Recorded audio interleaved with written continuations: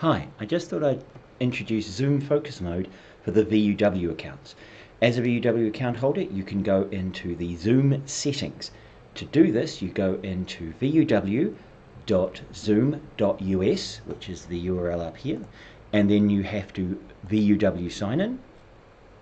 Having signed in using your VUW account, you'll get to the settings area for Zoom within the university. In this menu, you'll see there's profile, which is my profile on my account, and I can go into the settings, which is down the bottom here, well, down to 2/3 of the way down over there. You go to the settings, and in the settings down here, you'll see that it's going to load up, and most of the way down is for focus mode. You can either go straight to in meeting advanced, or you can do a search for focus mode. If we go down, it scrolls us down, and we're scrolling down all the way down until we get to focus mode. And here we need to turn on focus mode.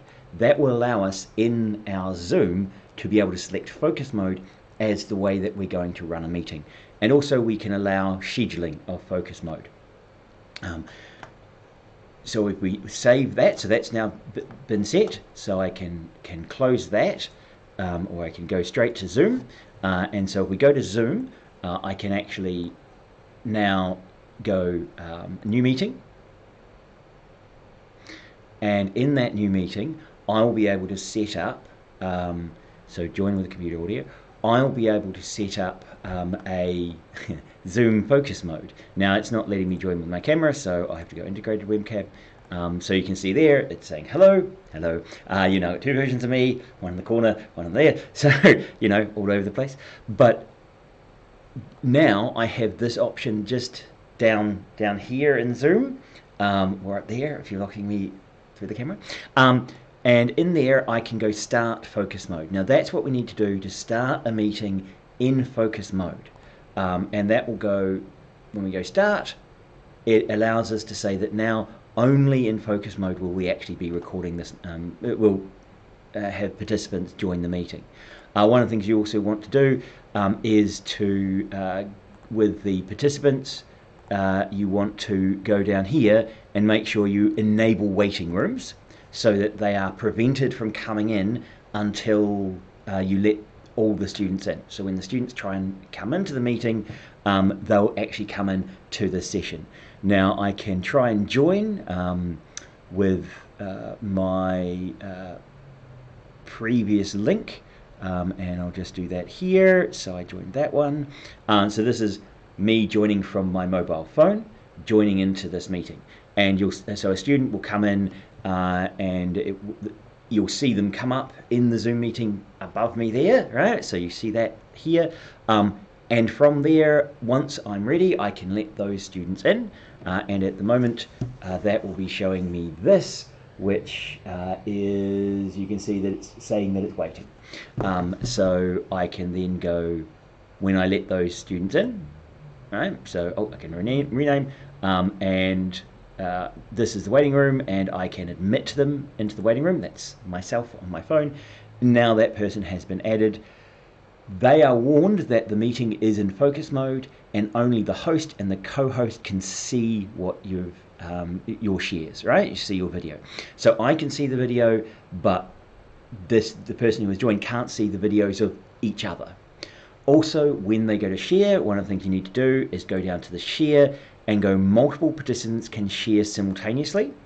What this allows is that down there at the bottom of the share screen allows all of the attendees to the exam to share their screen. Once they start sharing their screen, and if I share a photo from my phone, oh, where's a good photo? I didn't mean that. I meant to go back and go share photo from photos.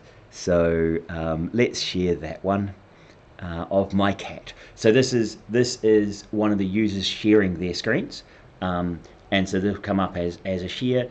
Now under view options, here at the moment I've got side by side. when you've got multiple users sharing their screen, you will go into view options and you can change which one of the multiple users that are sharing that you're actually seeing. And so as a tutor, what you do is you let everyone in, you get them all to share their screens. Once they have shared their screens, you then add into chat the password for the test, the link for the Blackboard test or whatever test you're using. That's where you can then release the link, and then only people who are currently logged in and shared their screens will be able to see that. Anyone coming in later won't be able to see the chat, and so won't have that link. Now, as an invigilator, you need to be going up here and looking through this. Also, I can chat to anyone, but the users can only chat to the host or co-host. So that limits the ability to use Zoom as a way of chatting with each other.